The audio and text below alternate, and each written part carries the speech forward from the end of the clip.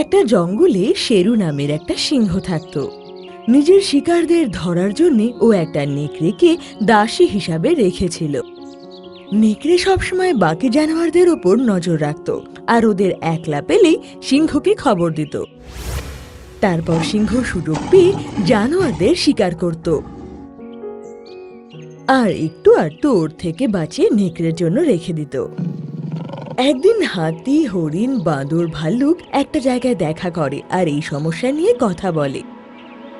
আর বাঁদর গাছের উপর বসে নেকড়ের আসার অপেক্ষা করতে থাকে। চাবের থেকে এই নেকড়ে সিংহর দলে ঢুকেছে, আমাদের বাঁচা মুশকিল করে দিয়েছে। চুপি চুপি আসে আর যে কোনো জানোয়ারকে একলা দেখে সিংহকে গিয়ে খবর দিয়ে দেয়।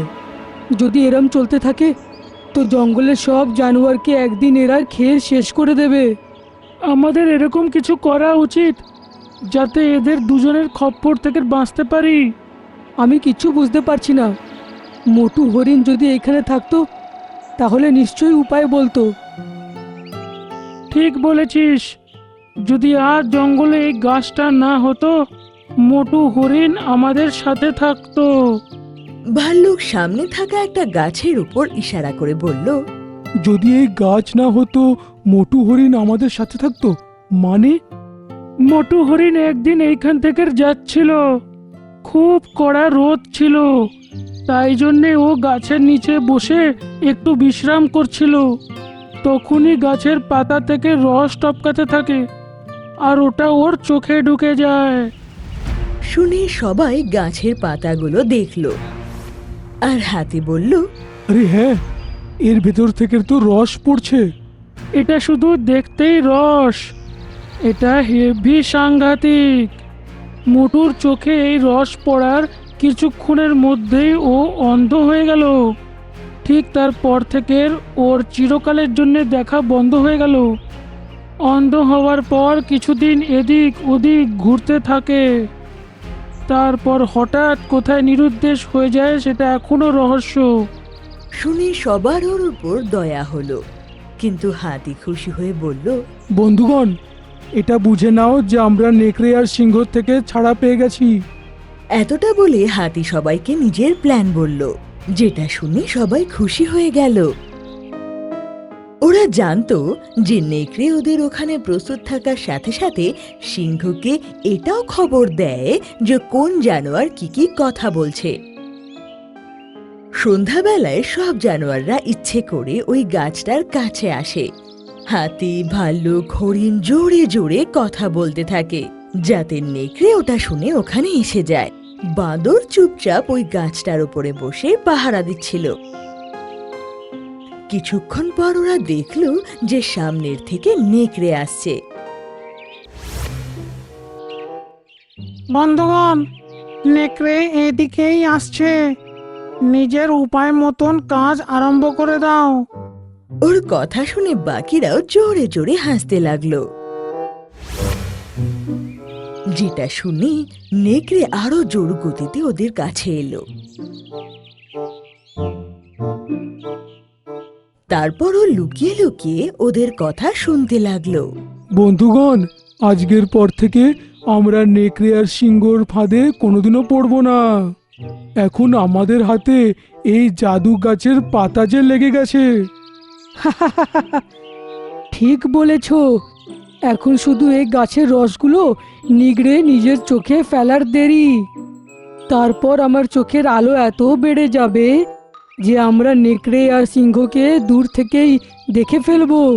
শুনে নেকড়ে খুশি হলো আর বলল, এই জানোয়ারদের উপায় এদের কোনোদিন বাঁচাতে পারবে না।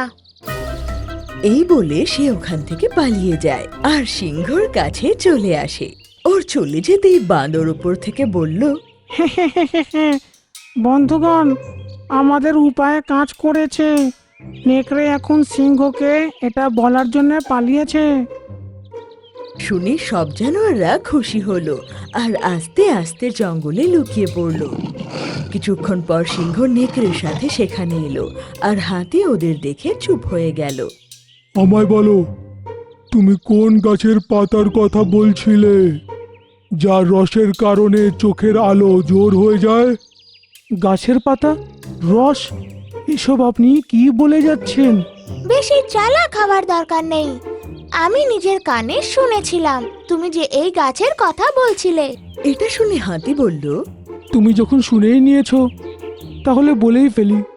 এই যে গাছটা, তার পাতা থেকে যে রসটা পড়ে, ওই রসটা চোখে লাগালে চোখের সব আলো বেড়েই যায়। এখন অবধি যত জানোয়াররা নিজের চোখে এটা দিয়েছে, তারা আপনাদের দুজনকে দূর থেকে দেখেই পালায়। তাই জন্যেই আমি একলা দাঁড়িয়ে আছি। তোমাদের এই ষড়যন্ত্র আর কাজে দেবে না। আমিও এই রসটাকে নিজের চোখে লাগাবো।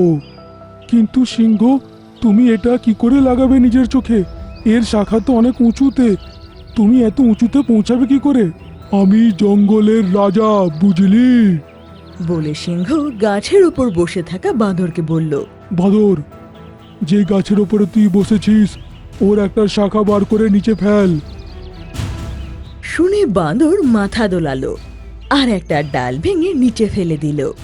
হাতি, এখন এটা চোখের মধ্যে কি করে লাগাতে হবে সেটা তুমি করবে। হ্যাঁ, তুমি নিজের চোখটা খোলো, আমি এর পাতার ভিতর থেকে রস বার করে তোমার চোখে ঢেলে দিচ্ছি। শুনে সিংহ বলল, হ্যাঁ, শিগগিরই করো। শুনে হাতি বাঁদরের দিকে তাকিয়ে মুচকি হাসল। তারপর মাটিতে পড়ে থাকা শাখা নিজের সুর দিয়ে তুলল। ওতে অনেকগুলো পাতা ছিল। হাতি সিংহের চোখের উপর নিয়ে গিয়ে নিজের সুর দিয়ে এমন চটকালো যে একটা মোটা রস সিংহের চোখে পড়ে গেল। তারপরও দেরি না করে অন্য চোখেও আরো একটা রস ফেলে দিল। মহারাজ, কেমন লাগছে? খুব আনন্দ, ঠান্ডা ঠান্ডা। সিংহ কিছুক্ষণ চোখ খুলল না, আর সেই ঠান্ডার মজা নিতে লাগলো। হঠাৎ ওর চোখে জ্বালা করতে লাগলো, আরো চেঁচিয়ে চেঁচিয়ে গর্জন করতে লাগলো। এটা এটা কি হচ্ছে? কি ব্যথা করছে রে বাবা, আমি কিছু দেখতে পারছি না। আরে বাবা, খুব জ্বালা করছে। এখন যত জানোয়ার লুকিয়েছিল তারা বাইরে বেরিয়ে এলো। সিংহর চোখ তো খুলেছিল, কিন্তু সে কিছু দেখতে পারছিল না। ওই দিক ওদিক ধাক্কা খাচ্ছিল আর পড়ে যাচ্ছিল, আর আবার দাঁড়িয়ে চেঁচায়। এইসব দেখে সব জানোয়ারদের খুব মজা আসছিল। এসব কি হয়েছে? উনি কিছু দেখতে পাচ্ছেন না কেন? এসব আমাদের ষড়যন্ত্র, তোমাদের দুজন থেকে বাঁচার জন্যে। এখন ও দেখতে পারবে না, তুইও কোনোদিনও আমাদের ব্যাপারে বলতে পারবি না। বলে হাতে নেকড়ের ঘাড় নিজের সুর দিয়ে চেপে দিল, আর তারপর বাদর নেকড়ের চোখে ওই রস ফেলে দিল। এখন দুজনেই অন্ধ হয়ে গিয়েছিল, তো সব জানোয়াররা ওদেরকে ওদের মতো ছেড়ে দেয়। তখন হাতি বলল, কি বন্ধুগণ, বুদ্ধি বড় না সিংহ? শুনি সব জানোয়াররা জোরে জোরে হাসতে থাকে আর খুশিতে আনন্দ করতে থাকে।